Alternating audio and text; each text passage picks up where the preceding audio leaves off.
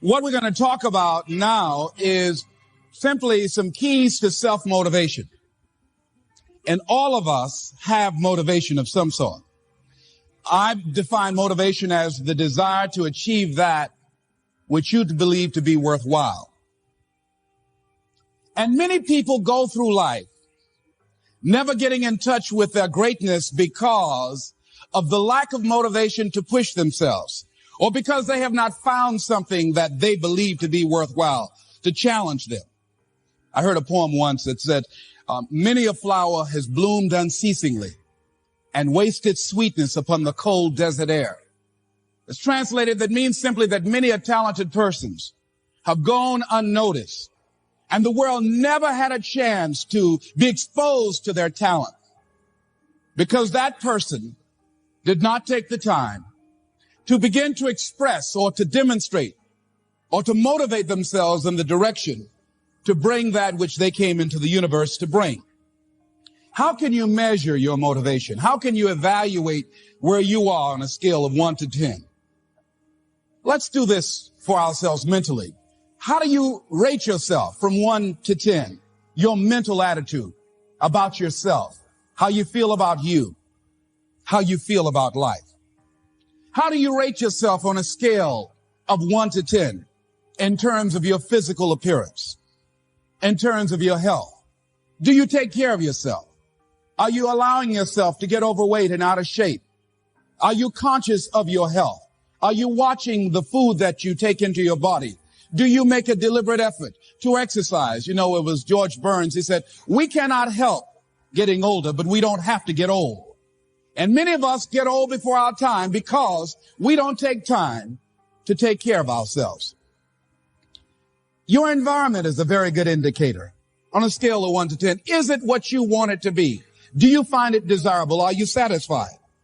The job or career that you're involved in. Someone said that 85% of the American public are unhappy with their jobs. Are you spending 8 hours a day just doing time?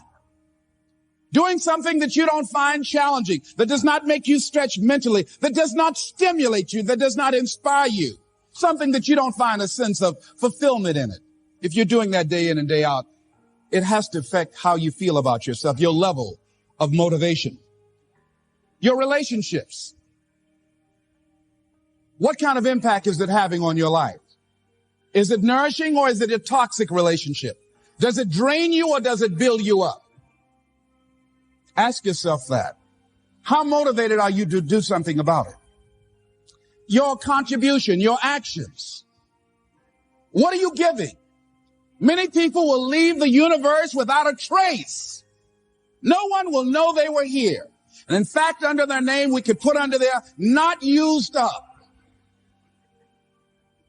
Will anybody know that you came this way? What contribution are you giving? What will you leave? What will be different because you came this way? Someone once said that life is our gift to us that God has given us, and how we live our lives is our gift to God. What kind of gift are you formulating?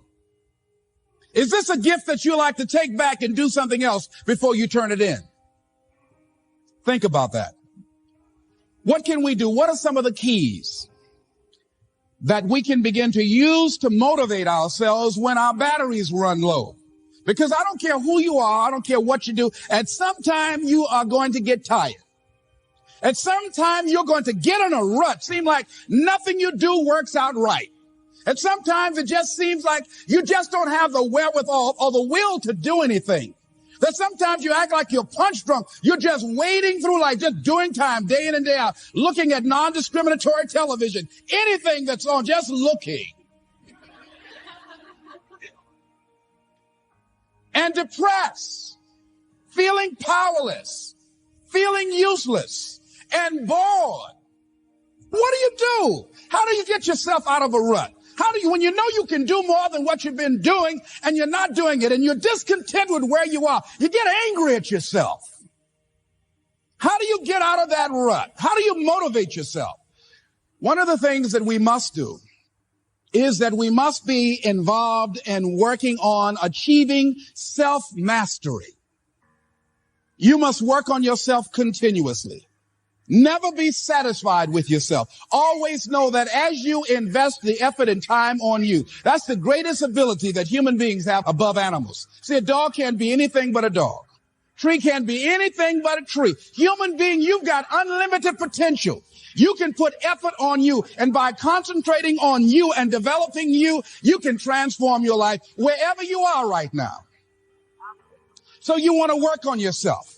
You want to read books that inspire you and motivate you. You want to listen to tapes over and over and over again. And I suggest that you listen to tapes when you first get up in the morning. You want to control the spirit of your day. When you first wake up in the morning, your mind is operating at 10.5 wave cycles per second.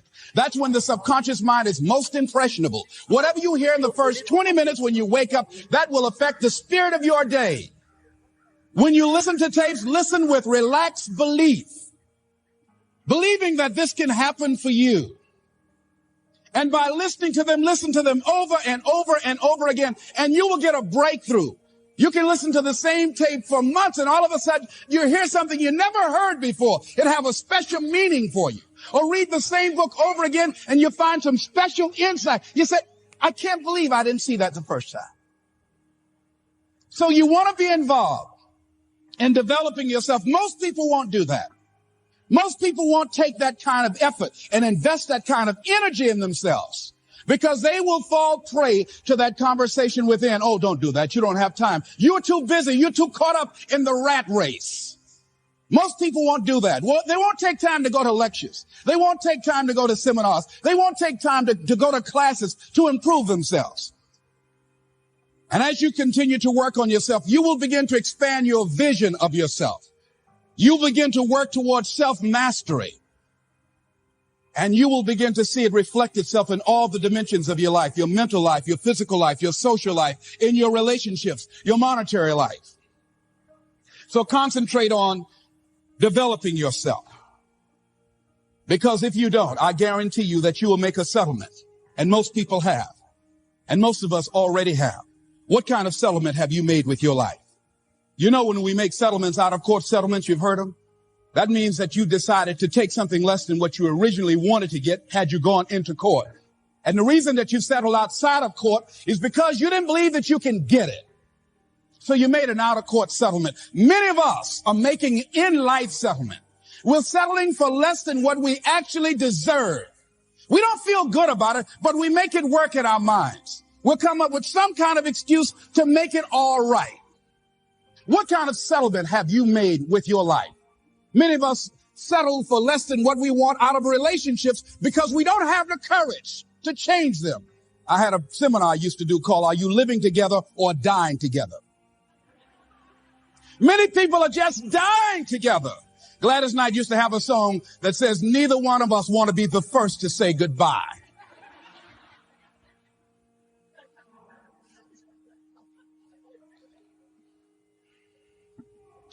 The next thing is, in order to begin to find some keys to self-motivation to drive yourself, in addition to working on yourself, and as you work on yourself, you feel good about yourself, and as you feel better about yourself, you'll treat yourself differently. Develop a health plan. See, you can't feel well and do well if you don't have good health. You can't perform if you don't have your health. Your health is valuable. Develop a health plan. A plan that you will follow, because this is the only vehicle that you have to carry you through this experience called life. And you want to take good care of it because you love you enough. You care enough about you. And that's not easy. It is not easy having a health plan and sticking to it. But you're worth it doing it again and again and again. I have lost 22 pounds several times. I always do it. I love potato chips. People who know me know I love M&M peanuts. I love peanut butter and jelly sandwiches. I love my mother's sweet potato pie. I love this. It's not always on my health plan, but I put it on there sometimes. I said, life is too short to go without sweet potato pie. If I go tonight, I want you to slip a slice of sweet potato pie in my casket. And watch the smile on my face. Next thing is, as you take care of yourself, the next key is keys to motivation, to self-motivation. You want to live life with energy and passion. You want to make a conscious effort to be lively. See, in life, you either saying hello or goodbye. You either on the way or in the way. Leave dead people alone. Some folks just walking around looking sad. How you doing, honey? Stay away from these people. Just go away from them. It affects you.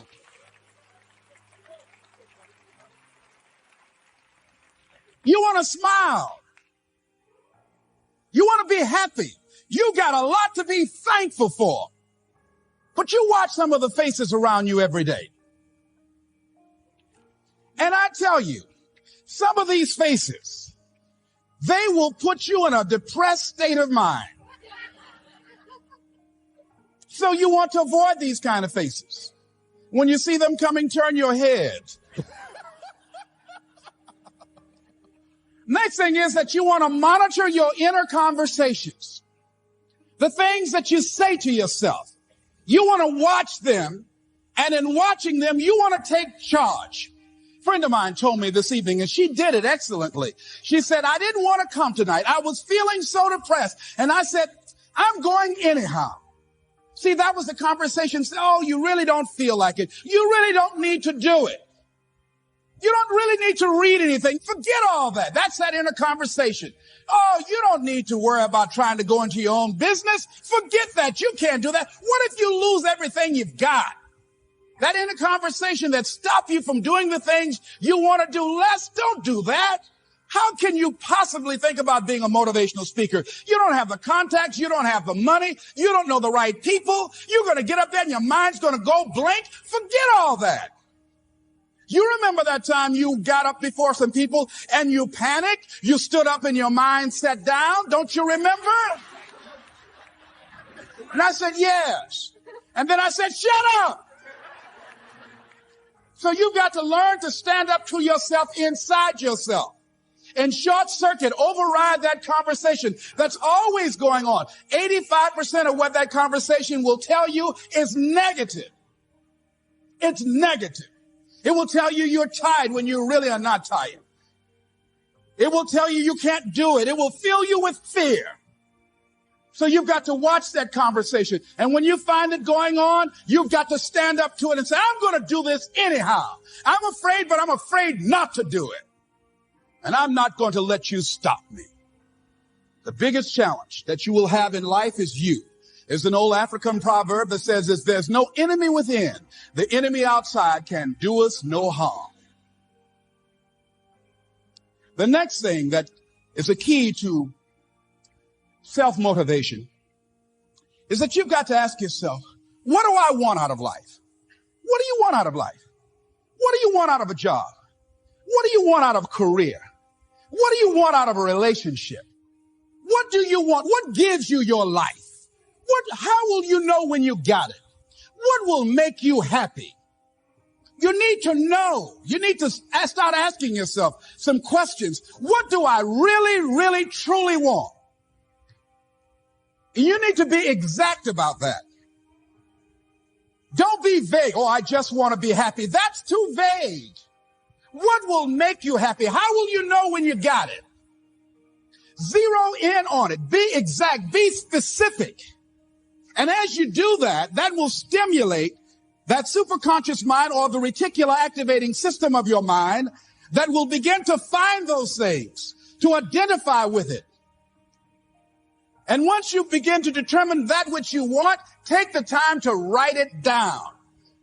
Don't just think about it. Write it down. That is a subjective process that engages the subconscious mind. Write it down. Once you write it down, read it 3 times a day, morning, noon, and night.